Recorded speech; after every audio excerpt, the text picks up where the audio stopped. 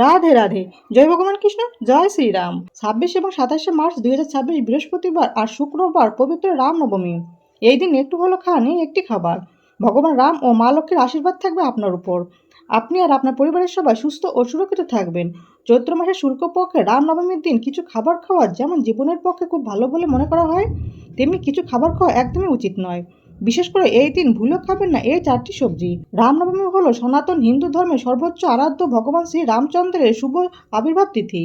অযোধ্যা রাজা দশরথ ও রানী কৌশল্যার সন্তান ভগবান শ্রী রামচন্দ্র হলেন ভগবান বিষ্ণুর সপ্তম অবতার। রাম শব্দের অর্থ হলো যোগীরা যার সঙ্গে রমণ বা যার ধ্যান করে আনন্দ পান। সনাতন হিন্দু শাস্ত্র অনুসারে চৈত্র মাসের শুক্লপক্ষের রামনবমী তিথিতে রামনবমী পূজা অনুষ্ঠিত হয়। এই দিন বেলা দ্বীপ প্রহরে শ্রী ভগবানের অতি প্রিয় অভিজিৎ মুহূর্তে পরম করুণাময় ভগবান শ্রী রামচন্দ্র ধরাধামে অবতরণ করেন। সেই দিন প্রভু জ্যোতির্ময় রূপ দেখে মাতা কৌশল্যা আনন্দে পরিপূর্ণ হয়ে গেলেন। মাতা কৌশল্যা রামের নাম স্তুতি করতে লাগলেন, হে অনন্ত বীর্য, আপনার স্তুতি করবার ভাষা আমার জানা নেই। সাধু সন্তরা আপনার কত মহিমা গান করেন। সেই ভক্তবৎসল শ্রীকান্ত আমার কল্যাণের জন্য আজ আমারই ঘরে আবির্ভূত হয়েছেন। শাস্ত্র অনুসারে রামনবমীর দিন প্রধানত দিনের বেলাতেই এই পুজো করা হয়। যারা এই পবিত্র দিনে উপবাস করেন এবং ভগবান শ্রী রামের নাম জপ করেন তাদের জীবনে সুখ ও সৌভাগ্য আসে। ভগবান রাম সন্তুষ্ট থাকলে গ্রহদোষ, বাস্তুদোষ ও সমস্ত ফাঁড়া কেটে যায়। রামনবমীতে স্নান ও দানের বিশেষ মাহাত্ম্য রয়েছে। বিভিন্ন শাস্ত্রে রামনবমী তিথির মাহাত্ম্য অনন্ত গৌরবের সঙ্গে বর্ণিত হয়েছে। স্কন্দ পুরাণে রামনবমীর মাহাত্ম্য সম্পর্কে বলা হয়েছে, চৈত্র মাসের নবমী তিথিতে শ্রী রামের আবির্ভাব ঘটে। এই তিথি দর্শন ও পালন মাত্রই সমস্ত পাপ নাশ হয়। পদ্মপুরাণে রামনবমী ব্রত ও উপবাসের ফল উল্লেখ করে বলা হয়েছে, যে ব্যক্তি রামনবমীতে উপবাস পালন করেন সে সমস্ত পাপ থেকে মুক্ত হয়ে বিষ্ণুলোকে প্রাপ্ত হয়। ব্রহ্মাণ্ড পুরাণে বলা হয়েছে, নবমী তিথি ভগবান রামের জন্মতিথি। যে ব্যক্তি ভক্তি ভরে এই দিনে পুজো করে তার অনন্ত পূর্ণ লাভ হয়। বাল্মীকি রামায়ণে ভগবান রামের জন্ম বর্ণনা করে বলা হয়েছে, যজ্ঞ সমাপ্তির পর 6 ঋতু অতিবাহিত হয়ে দ্বাদশ মাসে তথা চৈত্র মাসে নবমী তিথিতে ভগবান রামের জন্ম হয়। এই দিনে উপবাস, পূজা ও ভগবান রামের নাম স্মরণ করলে পাপ নাশ হয় ও পুণ্য লাভ হয়। সংসারে শান্তি ও সমৃদ্ধি এবং ধার্মিকতা বৃদ্ধি পায়। ভক্তি ভরে রামনবমী পালন করলে মোক্ষ লাভের পথ সুগম হয়। তাছাড়া চৈত্র মাসের শুক্ল প্রতিপদ থেকে শুক্লা দশমী পর্যন্ত নবরাত্রির দিনগুলির বিশেষ মাহাত্ম্য রয়েছে। জ্যোতিষশাস্ত্রের মতেও শনিদোষ, বাস্তুদোষ ও গ্রহদোষের প্রতিকার, পুজো, স্নান এবং দান করার জন্য রামনবমীর দিনটি বিশেষভাবে গুরুত্বপূর্ণ। নমস্কার বন্ধুরা, আজকে নতুন পর্বে আপনাদের সকলকে জানাই আন্তরিক শুভেচ্ছা ও স্বাগত। আজ আমরা জানবো স্বয়ং ভগবান কৃষ্ণের বলা রামনবমীর দিন কি করবেন আর কি করবেন না, এবং এই বিশেষ দিনে কোন কোন খাবার অবশ্যই খাওয়া উচিত। এই দিনে যে খাবারটি খেলে ভগবান রাম ও মা লক্ষ্মীর আশীর্বাদ পাওয়া সম্ভব। আপনি এবং আপনার পরিবার সুস্থ ও সুরক্ষিত থাকবেন। এর সঙ্গে আমরা জেনে নেব এই দিন কোন খাবার খাওয়া একদমই উচিত নয়। বিশেষ করে এই দিন কোন 4টি খাবার খাওয়া একদমই উচিত নয়। এই দিন যে নিষিদ্ধ সবজি বা খাবারগুলি খেলে জীবনে ঘনিয়ে আসতে পারে চরম আর্থিক কষ্ট। আপনি রামনবমীর দিন কোনো ব্রত পালন করুন অথবা না করুন, কিন্তু এই দিন অবশ্যই শাস্ত্র অনুসারে আহারের নিয়মগুলি মেনে চলুন। তাহলে আপনার বাড়ি থেকে বাস্তুদোষ দূর হয়ে সারা বছর মা লক্ষ্মীর কৃপা থাকবে। এছাড়াও আমরা জেনে নেব রামনবমীর অতি প্রাচীন এবং শক্তিশালী 4টি উপায় বা টোটকা, যে উপায়গুলি করলে আপনার উপর ভগবান শ্রী রাম ও মা লক্ষ্মীর আশীর্বাদ থাকবে। বন্ধুরা, পঞ্জিকা অনুসারে 26 মার্চ 2026 বৃহস্পতিবার দুপুর 11:50 নবমী তিথি শুরু হচ্ছে এবং পরের দিন 27 মার্চ 2026 শুক্রবার সকাল 10:07 নবমী ছেড়ে যাবে।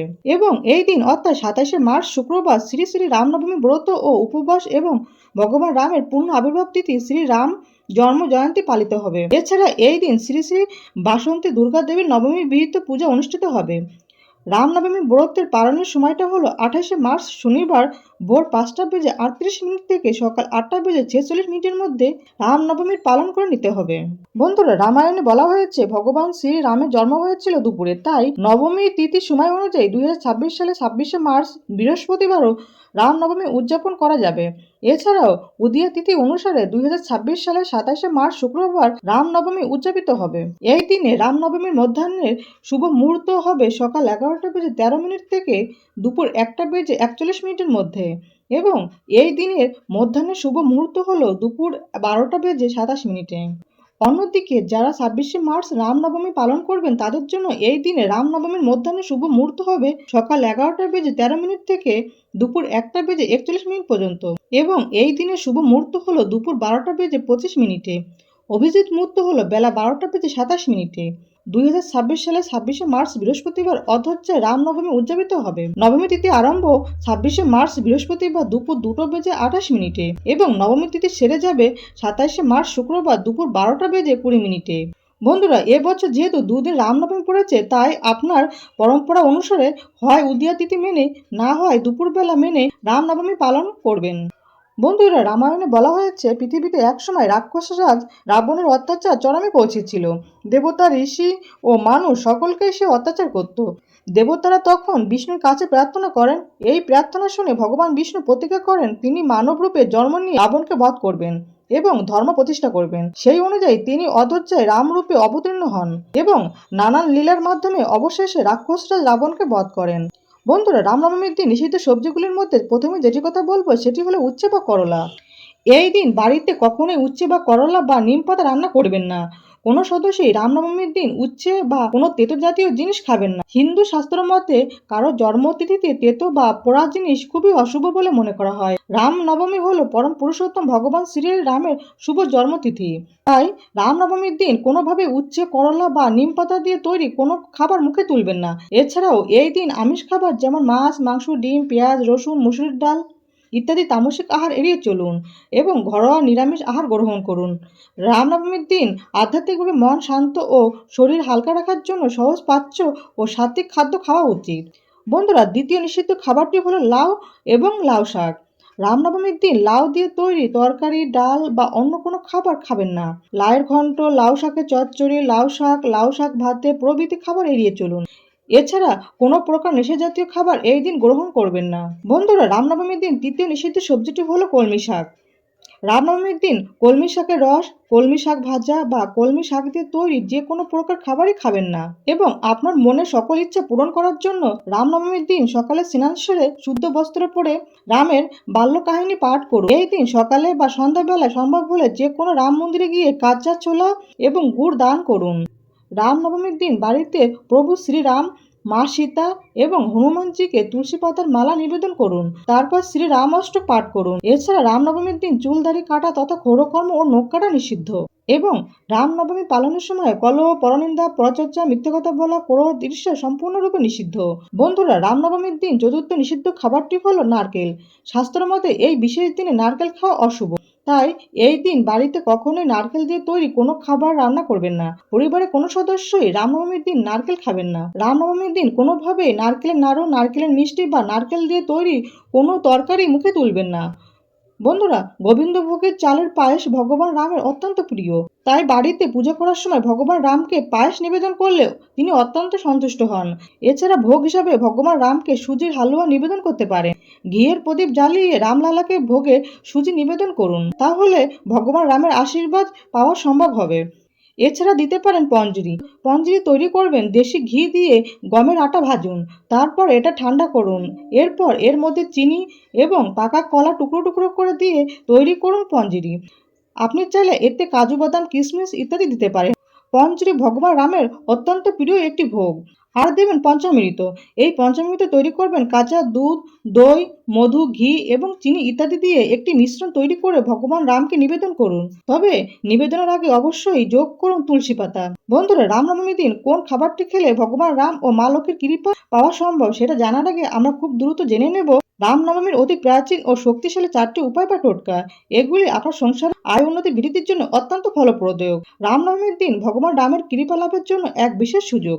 প্রথম উপায়টি হলো রামনবমীর সকালে স্নান করে একটি তুলসী গাছের সামনে গিয়ে 108 বার রাম নাম জপ করুন। তুলসী গাছের জল অর্পণ করুন। দ্বিতীয় উপায়টি হলো এই দিনে রাম দরবার অর্থাৎ ভগবান রাম, মা সীতা, ভাই লক্ষ্মণ এবং হনুমানজির ছবি বা মূর্তি একসঙ্গে পূজা করলে বিশেষ ফল পাওয়া যায়। বিশেষ করে হনুমানের আরাধনা করলে আপনার কাজের বাধা দূর হয়। তৃতীয় উপায়টি হলো রামনবমীর দিন গরিব বা ব্রাহ্মণদের মধ্যে মিষ্টি, বিশেষ করে গুড় বা পায়েস দান করুন। দান করার সময় মনে মনে প্রার্থনা করুন আমার সংসারে স্থায়ী আয় ও সমৃদ্ধি আসুক। এই দান কর্মের ফলে আপনার সংসারে মা লক্ষ্মী স্থিতি বাড়ে। চতুর্থ উপায়টি হলো রামনবমীর দিন মধ্যাহ্নে অর্থাৎ ভগবান রামের জন্ম সময়ে একটি ঘিয়ের প্রদীপ জ্বালান এবং শ্রীরাম, জয় রাম, জয় জয় রাম এই মন্ত্রটি জপ করুন। এতে নেগেটিভ শক্তি দূর হয়। এই দিনে সম্ভব হলে অন্ন দান করুন, যেমন খিচুড়ি, ফল বা ভোগ বিতরণ করুন। অন্নদানকে সর্বশ্রেষ্ঠ দান বলা হয়, যা জীবনের অভাব দূর করে। বন্ধুরা, রামনবমীর দিন পরিবারের সবাই একটু হলেও খান মিষ্টি আলুর তরকারি। শাস্ত্রে বলা হয় এই দিন মিষ্টি আলুর তরকারি খেলে শরীরে সাত্ত্বিক গুণ বৃদ্ধি পায় এবং পজিটিভ এনার্জিকে আকর্ষণ করে। তবে সেই মিষ্টি আলুর তরকারির যেন নিরামিষ হয় এবং অবশ্যই তা ভগবান রাম, মা সীতা, মা লক্ষ্মী, ভগবান নারায়ণ এবং ভগবান কৃষ্ণকে নিবেদন করে তবেই খাবেন। এই খাবারটি খেলে ভগবান রাম ও মা লক্ষ্মীর কৃপা থাকবে আপনার উপর এবং আপনি আর আপনার পরিবারের সবাই সুস্থ ও সুরক্ষিত থাকবেন। বন্ধুরা, আশা করি ভিডিওটি আপনাদের সামান্য হলেও উপকারে আসবে। ভগবান কৃষ্ণ, ভগবান রাম, ভগবান নারায়ণ এবং মা লক্ষ্মীর কৃপায় আপনারা সবাই ভালো থাকুন, সুস্থ থাকুন এই প্রার্থনা করি। সকলকে রামনবমীর শুভেচ্ছা জানিয়ে আজকের মতো এখানে সমাপ্তি করলাম। জয় ভগবান কৃষ্ণ, জয় ভগবান রাম, জয় মা লক্ষ্মী। রাধে রাধে।